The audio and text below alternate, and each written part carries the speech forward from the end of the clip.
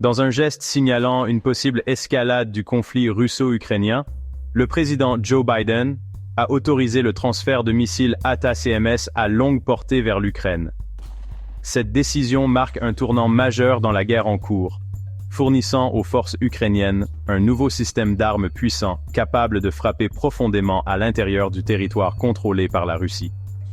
L'autorisation n'a toutefois pas été sans controverse, suscitant des inquiétudes quant à d'éventuelles représailles russes et à l'avenir du soutien américain à l'Ukraine.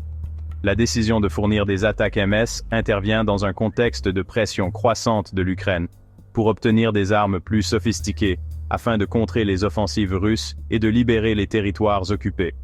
Les responsables ukrainiens soutiennent depuis longtemps que les missiles à longue portée sont essentiels pour perturber la logistique russe, cibler les centres de commandement et saper leur capacité à mener une guerre efficacement. L'administration Biden, initialement hésitante à fournir de telles armes par crainte d'une éventuelle escalade, semble avoir changé de position compte tenu de l'évolution de la situation sur le champ de bataille et du besoin urgent de renforcer les défenses de l'Ukraine. Cette décision a de profondes implications pour l'évolution du conflit. L'arrivée de missiles ATACMS en Ukraine renforce considérablement ses capacités offensives, modifiant potentiellement l'équilibre des pouvoirs sur le champ de bataille. Cette décision envoie également un message clair de soutien indéfectible des États-Unis à l'Ukraine, signalant à Moscou que l'Occident reste déterminé à aider Kiev à défendre sa souveraineté et son intégrité territoriale. Cependant, l'autorisation introduit également de nouveaux risques et incertitudes. La Russie a déjà averti que l'utilisation d'armes fournies par l'Occident pour frapper son territoire serait considérée comme une escalade majeure, faisant craindre d'éventuelles représailles russes. De plus, la prochaine élection présidentielle américaine ajoute une nouvelle couche de complexité, avec la possibilité d'un changement de politique étrangère américaine qui pourrait avoir un impact sur le niveau de soutien apporté à l'Ukraine. Le système de missiles tactiques de l'armée, ou ATACMS, représente un bond en avant significatif en termes de puissance de feu pour les forces armées ukrainiennes. Développé par Lockheed Martin, l'ATACMS est un missile balistique sol-sol conçu pour engager des cibles de grande valeur à distance de sécurité. Avec une portée pouvant atteindre 300 km, les missiles ATACMS sont capables de frapper des cibles bien au-delà de la portée de l'arsenal existant de l'Ukraine, leur conférant une capacité sans précédent à perturber les opérations russes. Le système de missiles ATACMS est composé de plusieurs éléments clés, notamment le missile lui-même, une plateforme de lancement et un système de guidage. Les missiles, coûtant chacun environ 1,5 million de dollars, peuvent être lancés à partir du système de lance-roquettes multiple M270 ou du système de roquettes d'artillerie à haute mobilité M142, tous deux fournis à l'Ukraine par des alliés occidentaux. La polyvalence de l'ATACMS réside dans sa capacité à transporter différents types d'ogives, chacune adaptée à des objectifs tactiques spécifiques. La variante la plus courante est équipée d'une ogive unitaire hautement explosive, capable de porter un coup dévastateur aux infrastructures, aux dépôts de munitions et aux centres de commandement.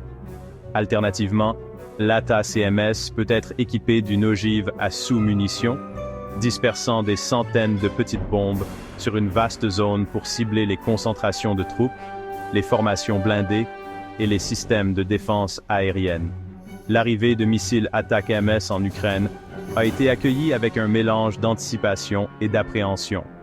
Si le potentiel d'infliger des dommages importants aux moyens militaires russes est indéniable, des inquiétudes subsistent quant au risque d'escalade et aux victimes civiles potentielles.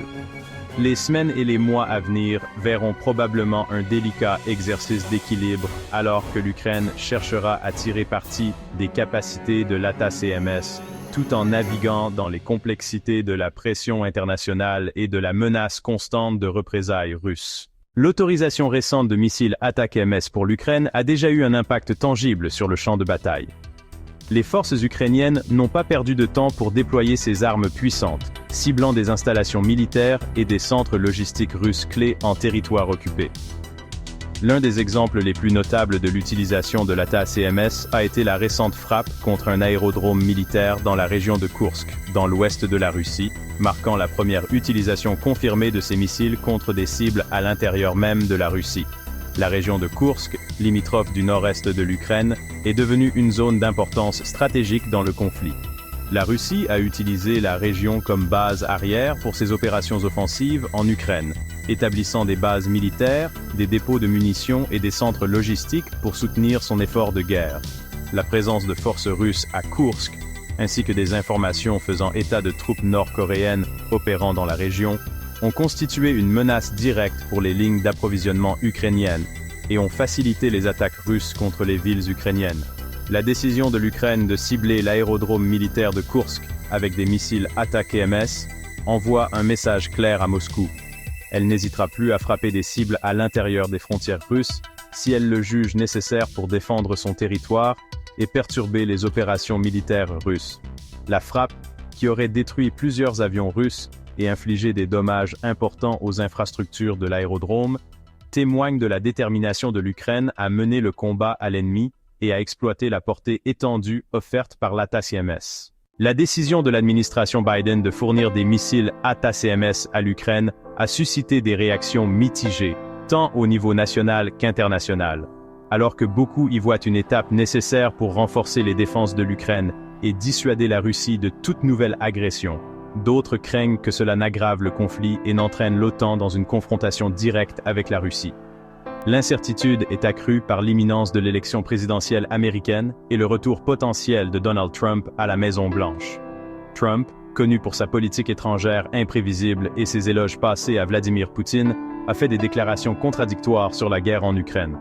Tout en condamnant l'invasion russe, il a également critiqué l'aide américaine à l'Ukraine et laissé entendre qu'il rechercherait un règlement négocié, potentiellement à des conditions favorables à la Russie. Cette incertitude quant au futur soutien américain a créé de l'anxiété chez les responsables ukrainiens, qui craignent qu'une victoire de Trump n'entraîne une réduction de l'aide militaire, voire des pressions pour accepter un cessez-le-feu à des conditions défavorables. L'éventualité d'un changement de politique américaine a également suscité des inquiétudes chez les alliés européens, dont certains comptent fortement sur le leadership américain face à la Russie. La fourniture de missiles ATACMS a sans aucun doute donné un coup de fouet significatif aux capacités militaires et au moral de l'Ukraine. Cependant, l'impact à long terme de cette décision reste à voir. L'avenir de la guerre entre la Russie et l'Ukraine, et la capacité de l'Ukraine à se défendre, pourrait finalement dépendre de l'issue de l'élection présidentielle américaine et des politiques menées par la prochaine administration.